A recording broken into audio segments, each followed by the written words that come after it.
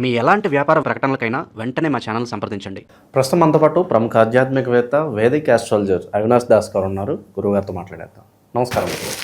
నమస్కారం అండి. ఓం నమ శివాయ. ఓం నమో వెంకటేశాయ.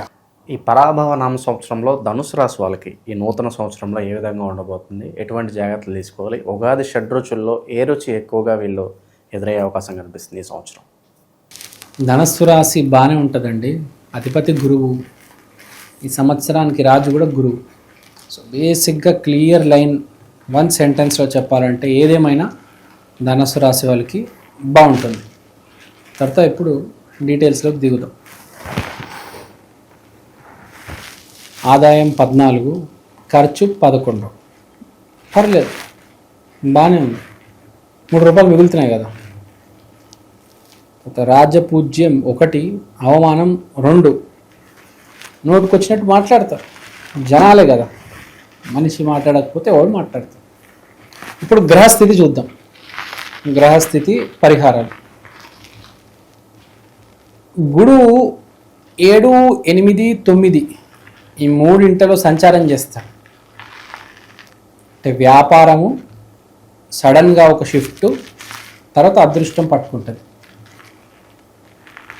అంటే వ్యాపారం మొదలుపెట్టిన తర్వాత కొంతకాలం పడుతుంది, ట్విస్ట్ వస్తుంది. జూన్ 4 నెలలు, అప్పుడు అదృష్టం పట్టుకుని జూన్ నుంచి డిసెంబర్ దాకా బాగా నడుస్తుంది వ్యాపారం. ఇది గురువు వాడే వింత నాటకం. ఒక ట్విస్ట్ ఇవ్వబోతున్నాడు. కూల్గా సాఫీగా అయితే నడవదు, ఒక ట్విస్ట్ వస్తుంది. మీకు అదృష్టం పట్టుకున్న తర్వాత అది మళ్ళీ కొనసాగించాలంటే మీకు స్పిరిచువల్ పవర్ ఉండాలి, మంచితనం బేసిక్గా. అప్పుడప్పుడు కష్టపడితే అదృష్టం పట్టుకుంటుంది, కానీ అది కొనసాగాలంటే మంచి అనేది ఉండాలి మనిషిలో. లేదంటే మళ్ళీ బిజినెస్ వెనక్కి వచ్చేస్తుంది మొత్తం. అరే ఇదేంటి బిజినెస్ బాగా అందుకుంది, సడన్గా మళ్ళీ డ్రాప్ అయిపోయింది అనుకుంటారు. కొంతమంది చూస్తూ ఉంటాం, బిజినెస్ ముందు బాగా నడుస్తుంది, సడన్గా డ్రాప్ అయిపోతుంది. ఏంటబ్బా డ్రాప్ అయింది అని అర్థం కాదు. దానికి కారణం ఇదే, అదృష్టం అనేది తగ్గిపోతే బిజినెస్ అనేది డ్రాప్ అయిపోతుంది. దాన్ని ఎలా బ్యాలెన్స్ చేయాలి, దాన్ని ఏం చేయాలి అని తెలుసుకోవాలి. తర్వాత రాహు 3వ ఇంట్లో, కోరిక విపరీతంగా ఉంది ఇక్కడ, అదేదో వింతగా ఉంది. అదృష్టమేమో కలిసి రావడం లేదు, కానీ కోరికేమో విపరీతంగా ఉంది. ఏదో వింతగా ఉంది. అసలు మామూలుగా ఎలా ఉంటుంది, వ్యాపారం ఇప్పుడు నడవట్లేదు అనుకోండి, వాడు అప్పటికే మూసేస్తాడు. కానీ కొంతకాలం వ్యాపారం బాగా పుంజుకున్న తర్వాత ఒకటేసారి ఆగిపోతే అటు కోరిక ఉంటుంది, బాగా నడపాలి, దీన్ని ముందుకు తీసుకెళ్ళాలి, ఇది నాకు చాలా ఇచ్చింది, ఇప్పుడేమో ఏం ఇవ్వలేకపోతున్నాను నేను దీనికి కదా. Competitors, environment. సో ఇక్కడ చెప్పేది ఏంటంటే ఊపు అందుకోవాలి. ఊపు అందుకొని మనము ముందుకు వెళ్ళాలి with the help of communication and friends. మన ఫ్రెండ్స్, మన కమ్యూనికేషన్ సహాయం తీసుకుని ఒక ఊపుతే ముందుకెళ్తే, ఒక విల్ పవర్తో ముందుకెళ్తే అప్పుడు మళ్ళీ ఏ పూర్వ వైభోగం ఉందో అది మళ్ళీ తిరిగి వస్తుంది.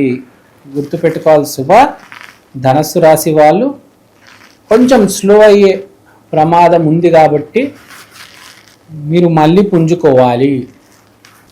అంటే బాగానే ఉంది ఇప్పుడు, పర్లేదు, మరి ఏం డ్రాప్ అయిపోలేదు. తర్వాత పని గురించి మాట్లాడాలంటే పని కొంచెం తక్కువ, రిలాక్స్ కొంచెం ఎక్కువ ఉంటుంది.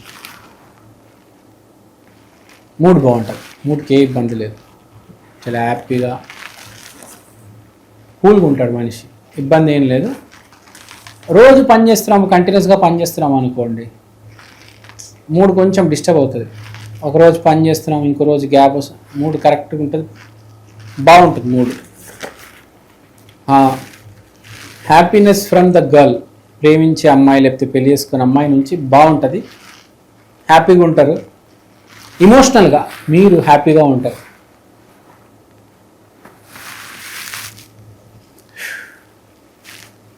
బ్యాంక్ బ్యాలెన్స్ అనేది పెరిగే అవకాశం ఉంది.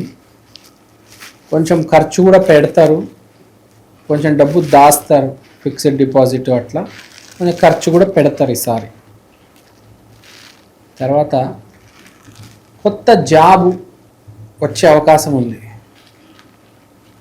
చాలా వరకు జాబ్ ఎవరైతే ఎతుకుతున్నారో నూతన జాబు అంటే అసలు ఈ జాబ్ ట్రై చేస్తూ ఉంటాడు, అది దొరకకుండా ఇంకేదో దొరుకుతుంది. అంటే అదే జాబ్ దొరుకుతుంది, దాని దగ్గరలో ఉండి జాబ్ దొరుకుతుంది. నాట్ ద సేమ్ జాబ్, దాని దగ్గర ఉన్న జాబ్.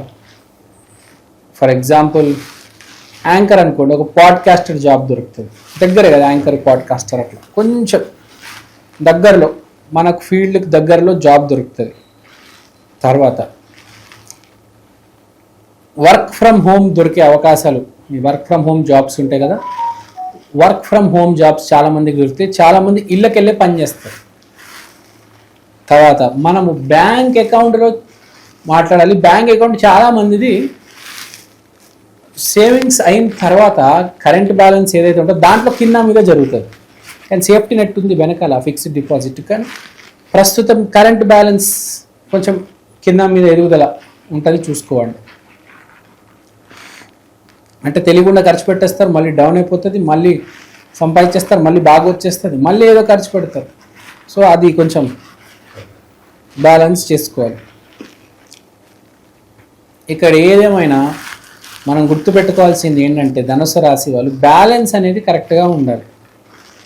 ఆ కంఫర్ట్ జోన్లోకి వెళ్ళి మనము మన జీవితాన్ని మర్చిపోకూడదు. ఒకప్పుడు ఎలా సంపాదించే వాళ్ళం, ఒకప్పుడు ఎంత కష్టపడే వాళ్ళం, అది మర్చిపోకూడదు.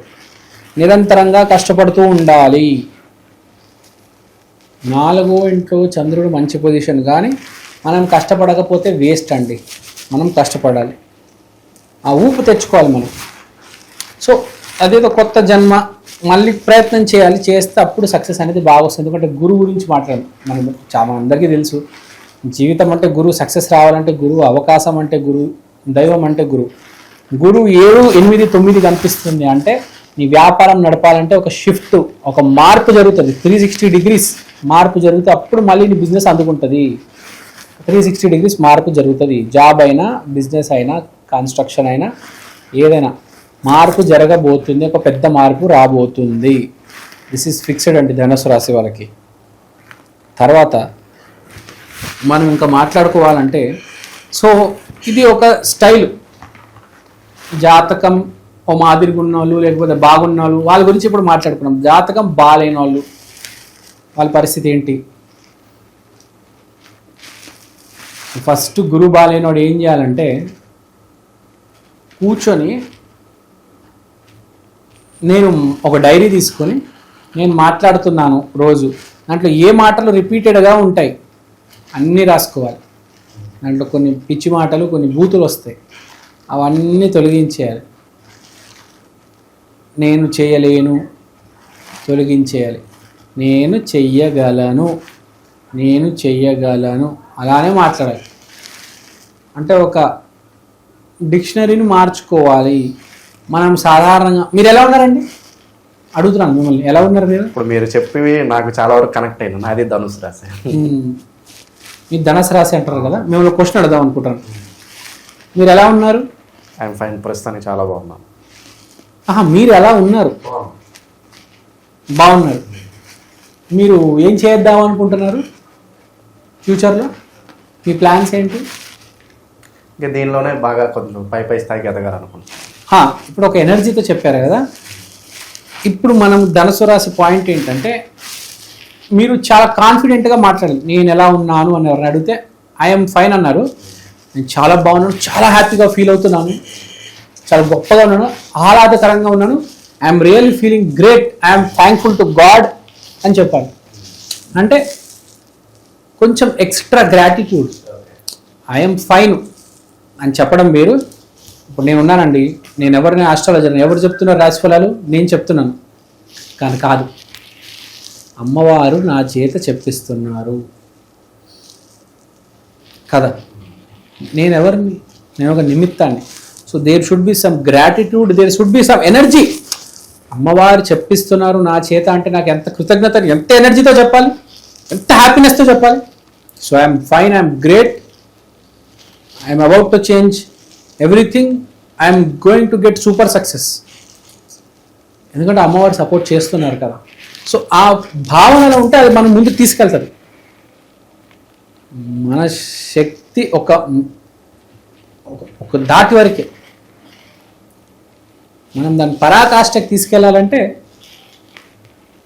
We have to be thankful to God and we have to, మనం కూడా జీవితాన్ని దేవుణ్ణి ప్రకృతించాలి, గట్టిగా అడగాలి, అంతే థ్యాంక్ఫుల్గా ఉండాలి, అంతే గట్టిగా అడిగితే అప్పుడు జరుగుతుంది. ముందుకు వెళ్తారు, బండి ఇరుక్కొని ఉంది కొంచెం, అది ముందుకు వెళ్తుంది. అది అంటే అంత కాన్ఫిడెంట్గా దాన్నే మేనిఫెస్టేషన్ అంటారు. బేసిక్గా పని కొంచెం స్లో అయినా, పని కొంచెం ఆగిపోయినప్పుడు చేయాల్సింది ఏంటంటే మేనిఫెస్టేషన్. నేను ముందే చెప్పాను, మీరు ఒక డైరీ తీసుకొని రాసుకోండి, మీ ప్లాన్స్ ఏంటి, మీ గోల్స్ ఏంటి రాసుకోండి. మీ గోల్కి దగ్గర రావాలంటే మీరు ఏ సబ్జెక్ట్లో అయితే పని చేస్తున్నారో దానికి సంబంధించిన వీడియోలు చూడాలి, దానికి సంబంధించిన పుస్తకాలు చదవాలి. మీరు ఒక జాబ్ కొట్టాలనుకుంటారు మైక్రోసాఫ్ట్లో, దానికి సంబంధించిన వీడియోలు చూస్తూ ఉండండి, చదవండి, వదిలేవద్దు, ప్రయత్నించండి, వచ్చేస్తుంది. అంటే టైం వేస్ట్ చేయొద్దు. చాలామంది ఏం చేస్తారంటే టైంపాస్ చేస్తూ ఉంటారు, ఈ జాబ్ రాదే ఏమొస్తుంది అనుకుంటారు. అట్లా కాదు. జాబ్ అనేది టాలెంట్తోనో కష్టంతోనో కాదు, మనం ఎంత సీరియస్గా ఉన్నాము, మనకి ఎంత గ్రాటిట్యూడ్ ఉంది, మనకు ఆ జాబ్ పట్ల ఎంత ప్రేమ ఉంది అంటే వీడు ఎంత రుణపడి ఉంటాడు. ఆ జాబ్ వస్తే వాళ్ళ ఫ్యామిలీ బాగుపడుతుంది, వాళ్ళ పిల్లలు బాగుపడతారు, వాళ్ళు అమ్మా నాన్న అందరూ బాగుపడతారు కదా. అంటే వీడికి ఎంత గ్రాటిట్యూడ్, వీడికి ఎంత అవసరం. నీకు అర్హత లేకపోయినా నీకు అవసరం ఉంటే జాబ్ వస్తుంది, అది గుర్తుపెట్టుకోవాలి. చాలామంది ఏమనుకుంటారన్నా, నాకు అంత లేదండి, నేను క్లియర్ చేయలేని ఇంటర్వ్యూ. అలా కాదురా బాబు, ఆటోమేటిక్ క్లియర్ అయిపోతుంది. అది 70 to 95% నాకు తెలిసి ఎవ్వరు ఇంటర్వ్యూ క్లియర్ చేయలేడండి. ఆ రోజు వాడు అదృష్టం బాగుంటుంది కాబట్టి ఇంటర్వ్యూ క్లియర్ చేయగలుగుతాడు, లేకపోతే ఎవ్వరు ఇంటర్వ్యూ క్లియర్ చేయలేరు. అంత టఫ్ పేపర్ సెట్ చేయగలరు సాఫ్ట్వేర్లో వాళ్ళు. ఆ రోజు వాడిది బాగుంటుంది, వాడు చదువుకున్న వస్తే సెలెక్ట్ అవుతాడు. 95% దేవుడు వాడికి కూడా తెలుసు. So he should be equally grateful and have gratitude towards that. So ధనస్సు రాశి వాళ్ళు మెయిన్గా మేనిఫెస్టేషన్ చేయాలి. ఒక వాటర్ బాటిల్ లేకపోతే గ్లాస్ ముందు పెట్టుకొని కావాల్సినవన్నీ చెప్పేసి ఒక 5 minutes 10 minutes తర్వాత వాటర్ తాగేయాలి, జరిగిపోయిందని అనుకోవాలి. This is a good remedy for ధనస్సు రాశి దిస్ ఇయర్. తర్వాత దైవికమైన రెమెడీ మాట్లాడితే, ధనస్సు అంటే మీకు విల్లు బాణం రాముడు పట్టుకున్నాడు, రాముడిని పూజించండి. ఇంకోటి బేసిక్ ధనస్సు అంటే దత్తాత్రేయ, మనకు తెలిసిన దత్తాత్రేయ స్వామి, శ్రీపాద శ్రీవల్లభ స్వామి, దక్షిణామూర్తి స్వామి, గురు స్వరూపం షిరిడి సాయిబాబా. సో గురు స్వరూపాన్ని ఏ దైవానైనా పూజించండి. రాముడిని కట్టుకోండి, రాముడి కాలు గట్టిగా పట్టుకోండి. అది కాకుండా 2026లో అందరూ పూజించాల్సింది కృష్ణుడిని, రాధాకృష్ణ మందిరానికి, మీ దగ్గరలో ఉన్న మందిరానికి వెళ్ళిరండి. అంతా బాగుంటుంది, చాలా బాగుంది. God is great, he will help you. ఓవరాల్గా ధనుసు రాశి వాళ్ళందరికీ కూడా ఈ సంవత్సరం ప్రత్యేకంగా ఏ విధంగా ఉండబోతుంది, ఎటువంటి జాగ్రత్తలు తీసుకోవాలి, మంచి విశ్లేషణ అందించారు. ధన్యవాదాలు.